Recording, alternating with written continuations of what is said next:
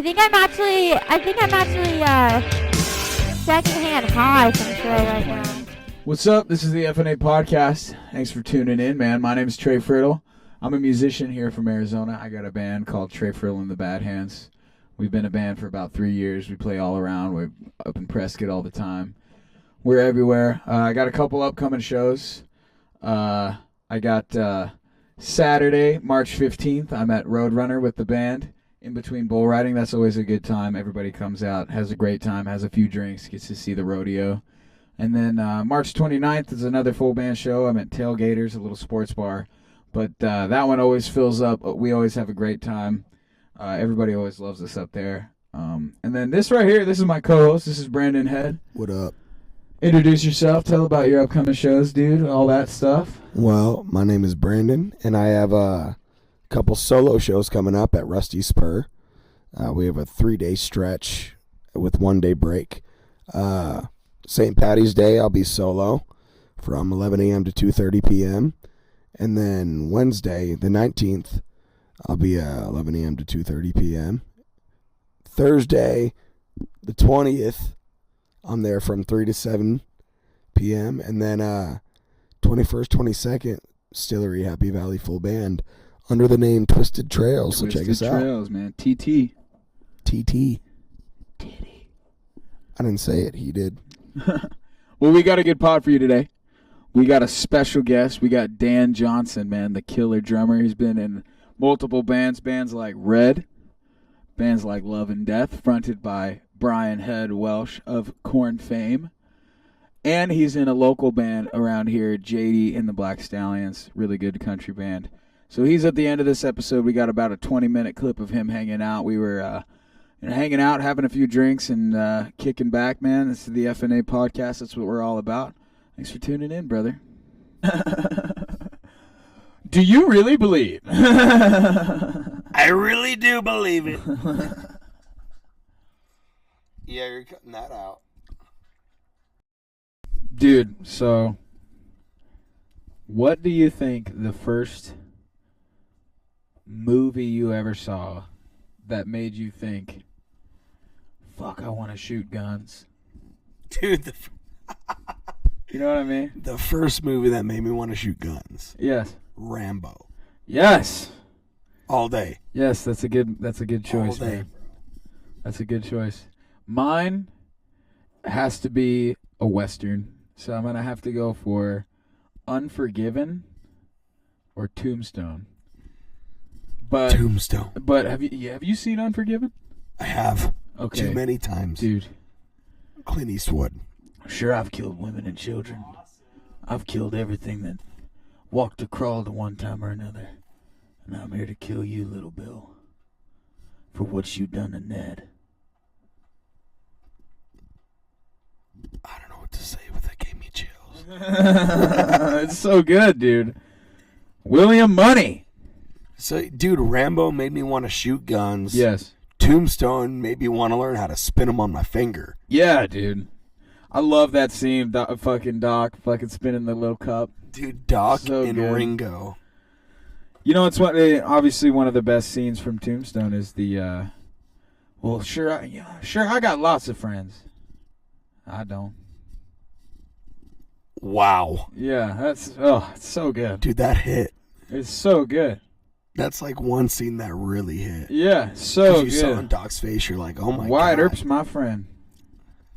Sure, well, I got lots of friends. I don't. So good, dude. Like, what? That dude was hurting, dude. Yeah. Oh, yeah. my gosh. He was hurting. I feel But like he's the most badass motherfucker. Has tuberculosis, was a dentist. He was a real dentist, got tuberculosis, became one of the best outlaws that's ever lived. Well, actually, you know what's really funny? Huh. Is he was such a terrible shot in real life. Yeah, he wasn't that bad. Or no, he was bad, yeah. He had both of his guns, some of the first, you can look it up, some of the first double action revolvers ever. Because all he cared about was getting off as many shots as possible. Yeah, fucking A. Badass. Isn't that weird, dude? Sick. Yeah, it is sick. I mean, that my first tattoo is a tombstone quote. See that? If you can't, sis. Say when. There it is. Say when. And obviously that scene, the end scene. Oh my God. You're no Daisy. You're no Daisy at all. So good, dude. Well, Fuck. I didn't think you show. I'm your Huckleberry. I'm your Huckleberry. Fight's not with you, Holiday. I beg to differ, sir. We You started a game we that never got to finish. Play for blood, remember? I was just fooling about. I wasn't. So good, dude. Oh my gosh. Woo! If you haven't seen Tombstone, watch it. Oh, you gotta ASAP. watch it, dude. It's top ASAP. westerns for sure. I mean, anything with Clint Eastwood, dude, I'm in. Clint Eastwood too, yeah. Yeah, anything with Clint Eastwood, I'm in. And he's not in Tombstone, but anything. I mean, for top westerns, Fistful of dollars. fistful of all those, fistful of dollars, Good, the Bad, and the Ugly, and a few dollars more. All of them are fucking great. Which one was it where he walked up to those guys sitting on the fence? That's Fistful of Dollars. The first one, right? Yep. And you get 6 coffins ready. Goes over there, He's fucking. like, you see my donkey, get the weird idea that you're laughing at him. I don't like you messing with my donkey. I don't think it's nice of you laughing. He gets the weird idea that you're laughing at him. My mistake. 7 coffins. So good, dude. Fuck. When he actually does it. Because, like, you see the camera angle. Yeah. I think that's the only Western in all of, like, history on film that you could see down pretty much the sight of a fanning. Right. Yeah. Nuts. Thank you, Clint Eastwood. Well, you know what's funny, dude? Everybody at the time was just doubted the fucking the spaghetti western thing, the westerns that were made in Italy and shit. But they were the best. I mean, and that's why when they came out, everybody's like, Jesus Christ. I mean, you know, Sergio Leone, the director, he's Quentin Tarantino's biggest influence. Because he went and he did his own thing and he fucking, you know, pioneered his own way and made legendary westerns. And then he also made, you ever seen Once Upon a Time in the West? It's not Clint Eastwood, but it's another spaghetti western movie. And it's the main character doesn't have a name, but he plays harmonica and he just plays these lonesome ass things and then kills motherfuckers. Like it's so good. Have you seen A Million Ways to Die in the West? Oh, yeah. Let's go. Yeah, dude, it's great. Oh, my gosh. It's great. It's so funny. It's the most unnecessary. The mustache store. So good. Oh, mustache. Oh, mustache. What a great movie. Dude, you know what? This is going to sound very... I hope that was plugged in. We're going to sound... This is going to sound very Gen Z of me, but I think one of the best Western stories ever told are the Red Dead Redemption series. I mean, the story is unbelievable. And you get to live it out. And you get to live it out, and you get to play it. It's a fucking... If you play both the games, it's like a 120-hour long Western. I'll do you one better. Did you ever play Red Dead Revolver? Yes! On PS2, yes, bro. Sir, bro. Yes, I played Red Dead Revolver. Oh my gosh. You play what's his name? It's Red Marlowe. Yeah, Red Harlow. Harlow. Marlowe. Red Harlow, yeah. Red Harlow. Yeah, dude, that's a good he plays his family gets killed and then he's out for revenge. Yeah, dude. That's a good And you know what's funny is that one's set in 18 and I'm going to sound like a video game nerd. I really am not. I'm just a video game nerd for Red Dead. But he was that game is set in 1888 and then the Red Dead series is way later. Red Dead 2 is set in 1899 and Red Dead 1 is 1911. I did not know that. Yeah.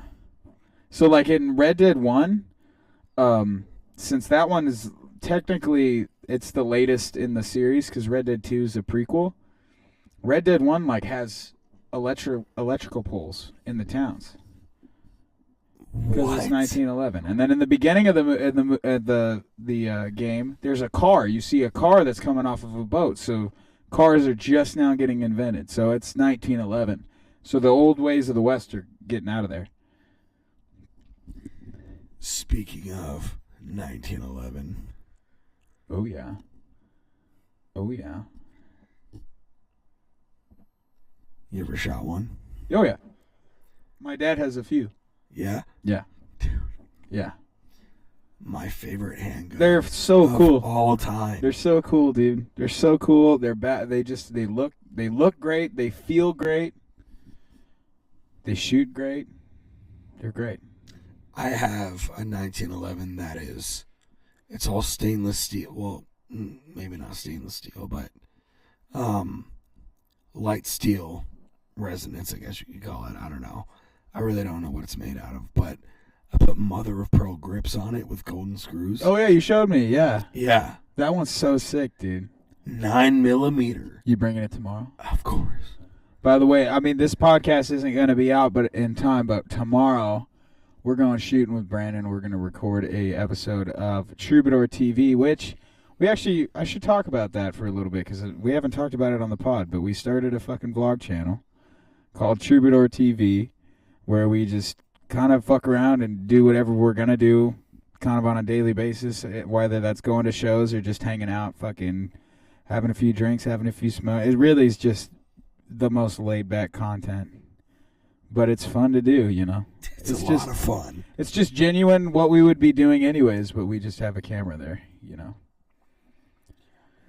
Fuck yeah, man. Dude, I have some, like, Red Dead 1 guns that I'm bringing out. Yes, sir. Yes, sir. So we'll have some fun with yes, that. sir. Do you have Henrys? I have 2 Henrys. Yep. Golden Boys? Nope. No, the Golden Boys, I think, are the 22s, right? They are. Yeah. So I actually have a Winchester 30-30 Golden Spike. Yeah. So it's got the gold, it's got the wood, but it's a 30-30. Yeah. My dad has, I think, the 30-30. He has a lot. He has a 9mm one. He has a 38. A 9mm lever action? Yeah. Lever action. It's sick. I need to know where to get one of those. It's sick. You have to talk to my dad about his gun collection because he's got mad guns, dude. That's a lot cheaper than a 30-30. Yeah. Oh my god. Yeah, and he's got a lot of Henrys. He's got like Henrys and a lot of calibers and shit. Lever actions. And he just bought a new AR-10. And we got him a 44 for Christmas. And then he literally has like 3 safes full. And then he's looking to get another safe. He needs a new safe.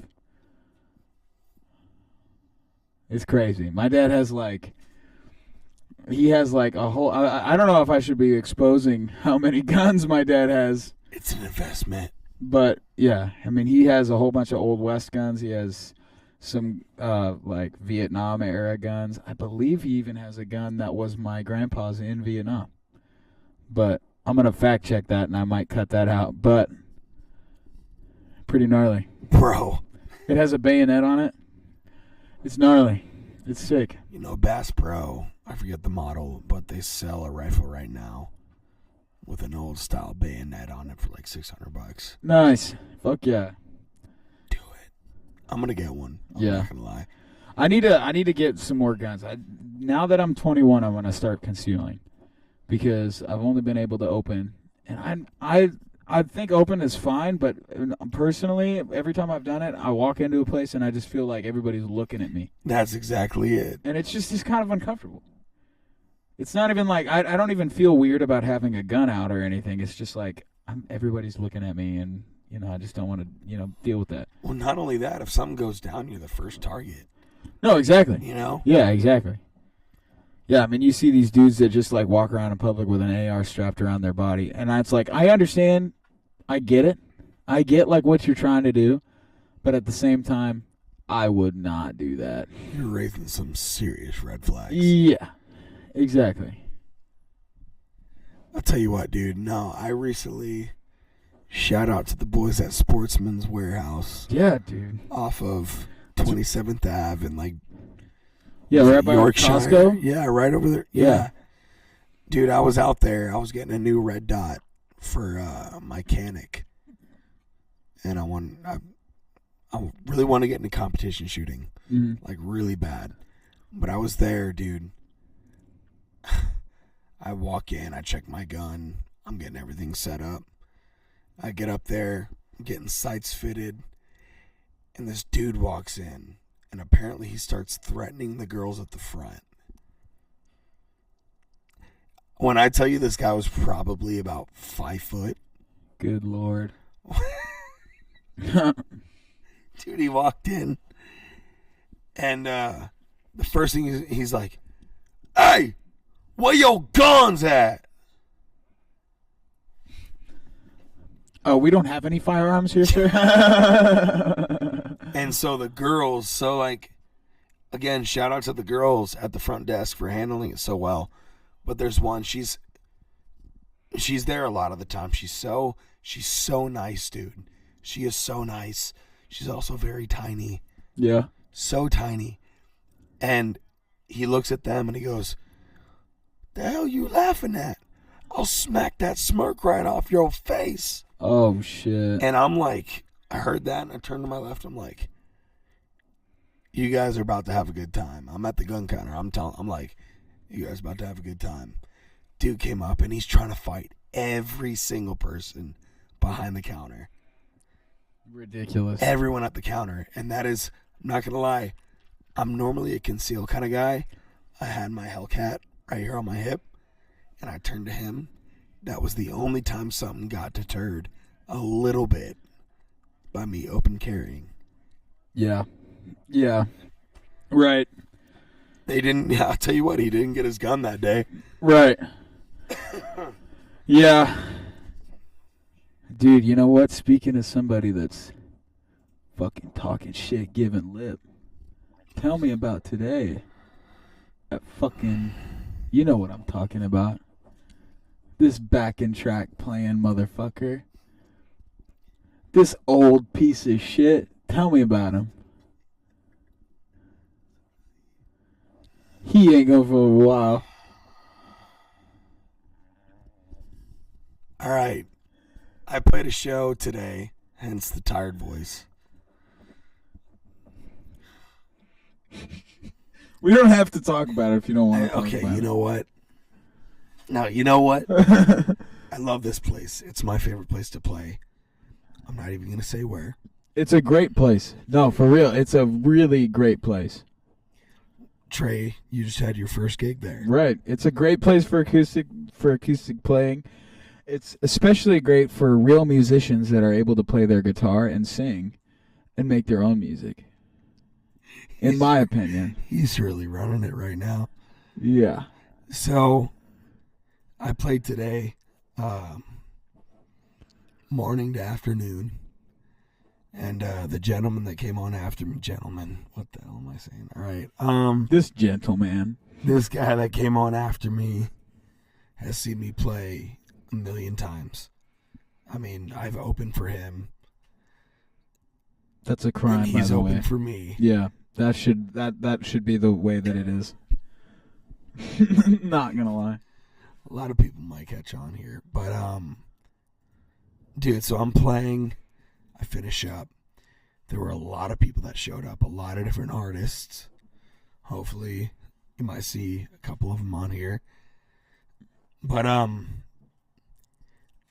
every time that I've been there, he's like, "You can leave your stuff up here, just put it on the wall, you know. It's all good. You don't need to rush out of here. You can show up, you can leave your stuff, no one's going to touch it." So I finished up my gig, I packed everything up, I tucked it up against the wall, my mic, my bag, my guitar, everything. And I'm like, okay, well, I really got caught up in conversation. I'm going to go let him know, or at least I'll wait it out till he goes on break. And I'm like, it's been an hour and 5 minutes. Most people take a break on like 50 minutes. Right, yeah. And I knew I had to leave. Do that again. Hello? I really hope this isn't all messed up. God, dude. What's going on?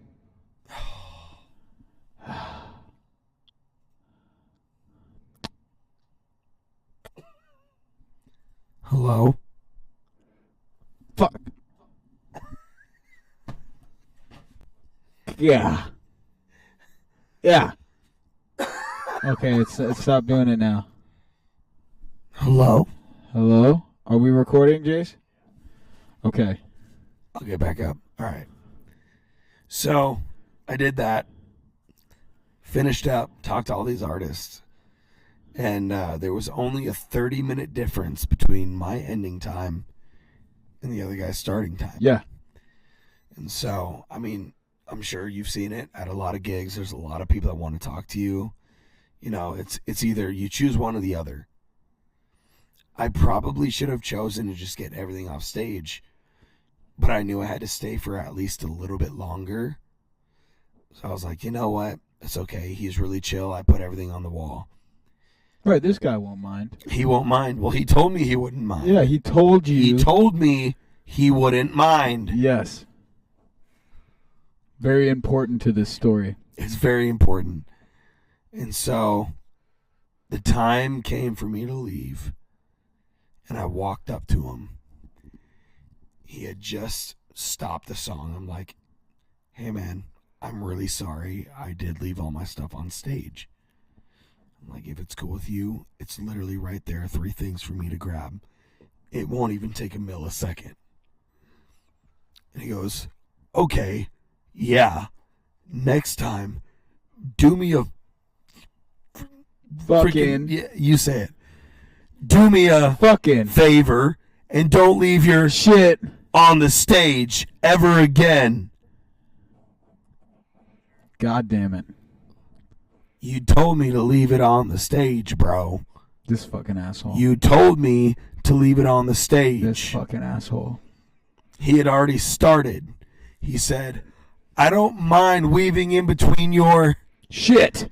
but next time don't Fucking. leave it on the Goddamn. stage. You motherfucker. You might as well said that. You might as well. And so I looked at him. I might have had a few choice words, but it really pissed me off. Yeah, I mean, you can't talk to somebody like that. You can't. Especially when you've said the opposite. Like, you can't just be a fucking hypocrite like that. You can't do that. Not only that, he's playing to backing tracks with an electric guitar. Right. That automatically takes you out of the realm of musician. You're not a musician anymore. You're a karaoke You're singer. You're playing pretend like a little girl does in her room with teacups and dollies. That's what you're doing. I didn't say it, but I totally said I it. guarantee you he was playing a Walmart guitar. Nope. Oh, you know what? Actually, dudes like that get like a vintage Gibson because they want to act like they're the fucking best dudes in the world, and they suck. You can't even hear the guitar. They stink. Actually, I take that back. I have a video of him playing lead. He played lead on one song, but everything else, you didn't know really what he was playing, and so Did he even sing? yeah, Goodness. he does. My name's John Lee Pettymore. Not quite. Not quite. It's like Old man, take a look at my life. house, hushing house, Oh, goodness. hushing house, Hey, you know. touching me, touching you. Anyway, Goodness. God, I really hope I don't get in trouble for this, but You're not going to get in trouble. at the same time, all I'm doing is expressing my frustration. Right. If I get in trouble for Well, it, here's the thing. oh well. Here's the thing. The place that it happened at has no responsibility for that dude's actions. Exactly. And the place that happened at, we love. And Yeah. you love. It's one of your favorite places to play. It is. So it's nothing on them. It's everything on this fucking asshole that just acts like he owns the place. Yeah. You know what I mean? Yeah, no, you're right. Because you know what? Dudes like that can't just fucking... Especially, you know, he's old, so he probably thinks that he could get away with it. Dudes like that can't just fucking do that and act like, you know, because he just can't fucking... You can't treat people like that. You got to have some respect. You know, that's one of those things. Respect, everybody says, oh, well, you got to earn my respect. It's like, I think you should respect until somebody earns your disrespect. Yeah. You know what I mean? Dude, I like that. Or at least that's the way I was raised. You can't just walk around being like, oh, well, you got to earn the right to have my respect. Who the fuck do you think you are? Okay, look. Because you can't just be you can't be like that. No, you walk around and you treat everybody fair, and if they do something that you don't respect, then they earn your disrespect. The justice system and the respect system are switched. Right. As they should be. You know, innocent until proven guilty. Mm-hmm. Respect until you earn the unrespect. Exactly. Unrespect. Disrespect. Well, My no, bad. that's really what it is, man. It's just like, I think people that walk around that think that everybody that's around them needs to do something for them that makes them like them, that's just selfishness. That's nothing but selfishness. And what is life walking around not being accepting to others? I mean, I couldn't imagine like meeting people and being like, hi, you know. I'm always like, hey, what's up, dude? Nice to meet you, and tell me a little bit about yourself and shit like that, you know? Right. Hi. And, you know, and that's why I love doing the musician shit, you know? Like, you meet a lot of people, and musician, like, you can't be a musician like that dude, or that dude claims to be, even though he's not. You can't do that and just walk around with that attitude. It's ridiculous. Dude, honestly, low-key, for some weird reason, I thrive off of it, though. Right. It pushes me. Well, yeah. That's all you could take that shit as, is just like, well, especially coming from that dude, it's like, bro, come on. What do you mean? Oh, my God, dude. No, every time I get ill criticism, it just makes me be like, all right, well, you watch. Because I'm coming. I don't know about anybody else, but I'm pretty hungry. And I fucking, this music shit, my songs and this shit, that's my passion. So, you just wait. All right, well, so we're going to switch over. We're going to have Dan come on. Well, actually, you know, we've filmed this before, but I do want to say we had some great conversations with him. I'm excited for you to hear about it. He talked about, you know, life, playing to all these people in these big-ass bands, doing big festivals. I even learned that he was in a band that some of my buddies' dads were even in. So it's pretty crazy. So small world shit. So we're excited. Old. We're excited to have Dan Johnson on, man, and we really thank him for coming on. And yeah, I hope you enjoy our conversation. We're hanging out back in the backyard on the FnA Podcast here with Dan Johnson. What up, y'all? We got Good to be Brandon here. Head. We got Jace behind the camera. We're just fucking hanging out. I'm rolling some smokes. Thanks for coming on, dude. We appreciate it. Thanks for having me. For sure, brother.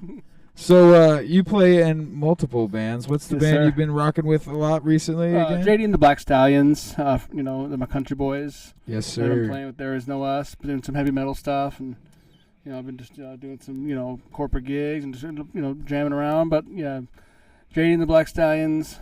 Those are my dudes now. So, Hell yeah, man. It's all good. So what would you say the if you were to talk about, I guess, all the bands you've been in, like, give me a list. Well, like I was in Red from 2014 to 2021. I was with Brian Head Welch before that. Corn guitarist in a solo band, and that was a great time. I was in Flaw for a little bit. They're from Louisville, Kentucky. They're a new metal band, from Hell yeah. early 2000s. And then I had a short stint in Seasons After, Digital Summer. No shit. Yeah. Digital So, Summer? Yeah. I jammed those on the Aquarius album. So I was on that album. So No it was like their last, shit. yeah. Dude, During that so period of time. I love those guys, man. Those guys are cool. Yeah, my brother, or my guitar player, my guitar player and mandolin player, his dad was in Digital Summer. Oh, cool. Yeah, he was a guitar player, and then he was also in Shaded Gray when they were Shaded Gray. Do you know, like, before they became Digital Summer, Kyle had a The a Winter band called Teens, yeah. Yeah. He had in high school they had a band called Shade of Grey, and then my high school band, Who Cares, covered like 3 of the Shade of Grey songs. And that's what ours, that's what ours like demo was and shit. Good shit. Good stuff. Oh, excuse me. Good stuff. No, dude. Dude, you could fucking say whatever the hell you want to on here, bro. No, for sure. That's good stuff. But yeah, so been I played with, out here. I played with Trey Odom for a little while. He was a cool dude. I was with him for a couple of years. I was with Hollywood Gates for a couple of years. So a little while. So it was good times. Yeah, Hollywood's he's a homie, man. He's a good dude. He's a good dude. Entertainer. He's a good entertainer. Yeah, he's an entertainer, man. Yeah. That's for sure. I haven't seen him since 2020. So it's been like that long since I've seen him.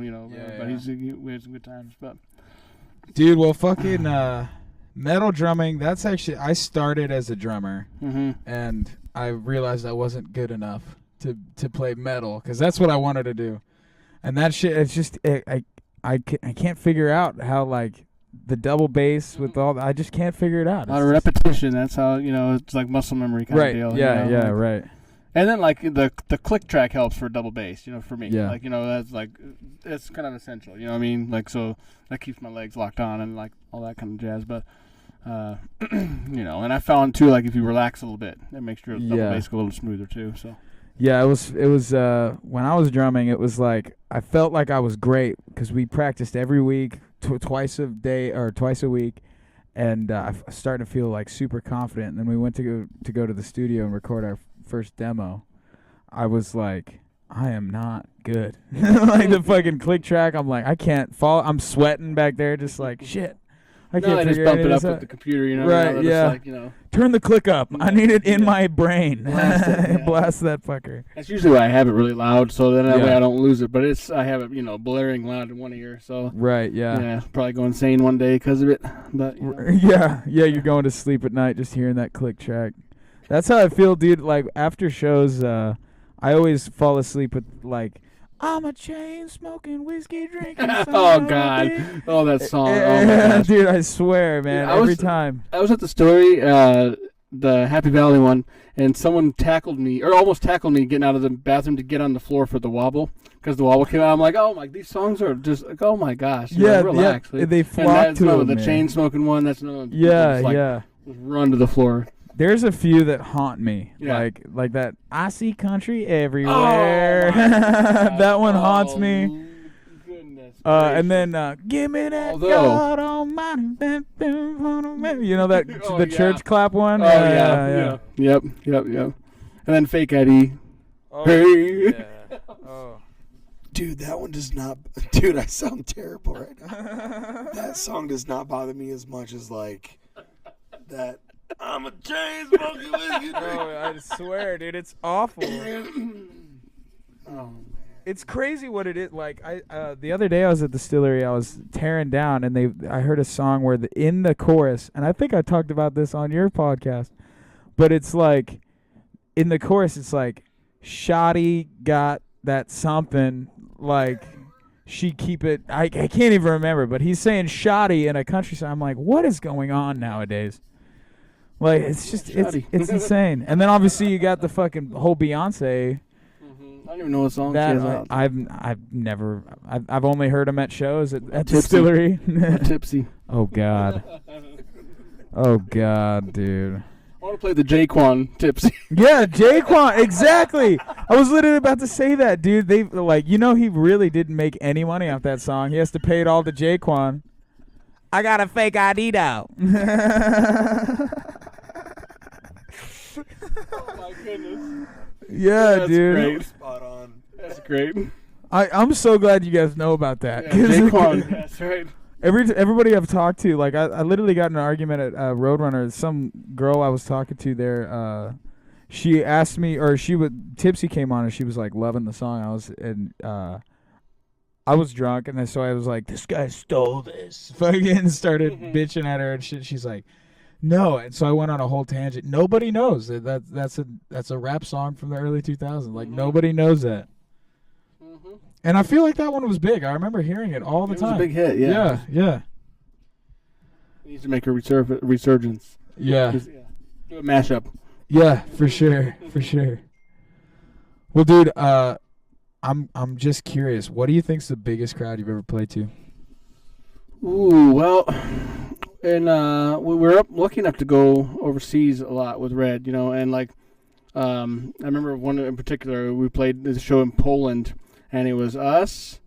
Gojira was the band after us. Oh shit! And then Rammstein, or Limp Bizkit, and then Rammstein. So that was the lineup. That was, and I couldn't believe it, dude. It was like a dream, gig. But that was probably the biggest crowd. That was like, 20-something thousand people out there at one time, so that was like the biggest crowd. And we played the Georgia Dome too in 2020 in Atlanta there, and so that was a big crowd too. It was a Winter Jam tour. It was a Christian rock tour, and it was easily like 20 to 30,000 people in that place. So no shit, dude. What is that feeling like? It's like, crazy. Well, because like you can't see anyone out there. You know what I mean? Like, but everyone can see you obviously, but it's like the people. There's so many people, and it's so far away, so it's like you kind of are just playing for each other. You feel kind of isolated at the same time, even though you're in front of that many people, because you can't hear what they're saying. Like you can just hear like a cheer afterwards, and it's a trip. It's like I'm sure. And like you just you can't connect. You can't see anyone's facial expressions, but you just know you can't screw up because you got a lot of people watching you. So that shit's fucking crazy. Yeah. So like it took some getting used to, and like especially like on the last Red tour, I was up on this high drum riser, and I'm super afraid of heights, so I was like, and it was like swaying each night, and so like I kept getting dizzy looking out over the dizzy looking up and stuff. But it's cool though, you just kind of just get up there and do the show and rock it. And that's it. Gnarly, so, dude. But anyway, Gojira is insane. They're crazy live. Gojira is insane. Yes, they're great. They're good. One really fun fact: I saw Red live on Winter Jam tour. Oh, did you? In 2016. Yeah. And you were playing with them. You know what? You showed me videos of that. I did. Yeah. Literally a stadium tour. Yeah. It was nuts. You guys ripped it up, dude. You killed it. But yeah, that was my first time seeing Red. That's all I wanted to say there. Hell yeah. Winter Jam was like my favorite tours ever in the history of any tour. Like that was amazing. Built-in audience every night, and like just the best of everything. So Christian rock at its finest. The show out here was at Gila River, that arena out there. That was the Phoenix show. Oh yeah, it's good stuff. Yeah, that's a cool place, man. Heck yeah. Did Gila River change to Desert Diamond? I think so. Or so it's got a different name now. Yeah. I saw Zach Bryan over there a couple years ago when I thought he was good. Oh yeah, for sure, dude. You're good. Yeah, it's a good setup you got here. Troubadour TV. That it is? Yeah, well, yeah. So we got the Troubadour TV is more like a vlog type situation we got going, and then this is the FnA Podcast. FnA Podcast. Yeah. Cool. Well, I'm glad to be here on the FnA Podcast. Yeah, everybody's like, "What does that stand for?" I'm like, "It's fucking A." Yeah, fucking A. Fucking A, man. It's like a Cypress Hill concert in here. Yeah, yep. Dude. That's why we do it back here, man. I was like, I'm not doing it inside because I want to be able to chill and do my thing. There you go. That's I like it, my man. That's fucking. Yeah, awesome. I saw you rock out at the corral, dude. I saw you guys were awesome, ripping it up out there. Thanks, brother. Yeah. Dude, you know what? I was one time, JD. We played a show with I don't know if you were playing, but we did a private event. Do you remember? It was at the corral. No, it wasn't at the corral. Okay. It was actually at one of my family members' house. It was JD, us, and then the Wilder Blue. Oh yeah, I remember that. There was a bus there. There was like a bus out there. Yeah, I remember that gig. That was fun. That was dude. I when Brandon told me he was using JD, I'm like, oh yeah, dude. That was a good time. I remember that. Yep. Yeah, dude, they're a good band. The Wilder Blues, they had a good setup. Yeah, cool. Seemed legit. Super bluegrassy kind of situation. Yeah. So, what's your favorite metal bands of all time? Ooh, it's tough. I mean, like guys I listen to today, like Killswitch Engage, one of my favorites. Like yes, like Parkway Drive. Yes, Bad Omens is good. I just been listening to a lot of that. Hell yeah. And I still like Bullet for My Valentine and all that kind of stuff too. Bring Me the Horizon's coming back. They're good. They got good stuff. Yeah, Motionless in White. They're good bands. So Those are my go-tos. Fuck yeah, man. But yeah, I listen to a lot of 80s hair metal and just like all kinds of stuff. Yes, my running sir. playlist is all over the place, man. Yeah, dude, for sure. I love Kill Switch Engage. I'm a big new metal guy. Like Snot is one of my favorite. Yeah. I got a You see Spine Shank? Oh, nice. You see Spine Shank is going out again? Remember that band Spine Shank? They're a new metal band. I don't think I've heard of them. Good, man. yeah. But yeah, the new metal stuff is good stuff. Yeah, dude, I love that shit. And then I'm a big fan of hair metal, 80s metal, all that shit too, you know. Yeah, shit's great.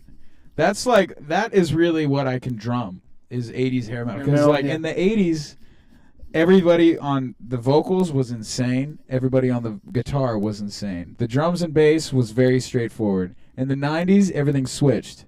So like the vocals are like they're heavy and stuff, but the guitars are very like shung chung chung chung chung chung. What? Oh. All right. Cut. Cut. Well, fuck yeah, man. Yeah, thanks for having me, buddy. Yeah, dude. You a Motley Crue fan? Of course. Yeah. Absolutely. Yeah, absolutely.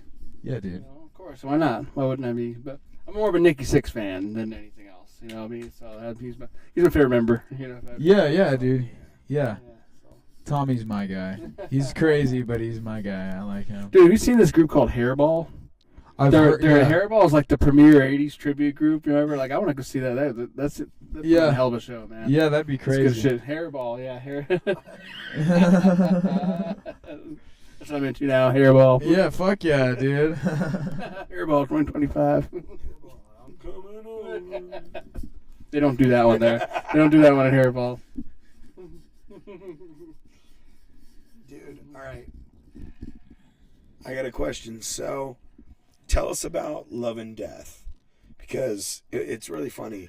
I've mentioned many times to you that, like, I'm like, you know, like, you're here playing with, you know, these local guys, but you've experienced something so much bigger than, you know, the local bars. Yeah.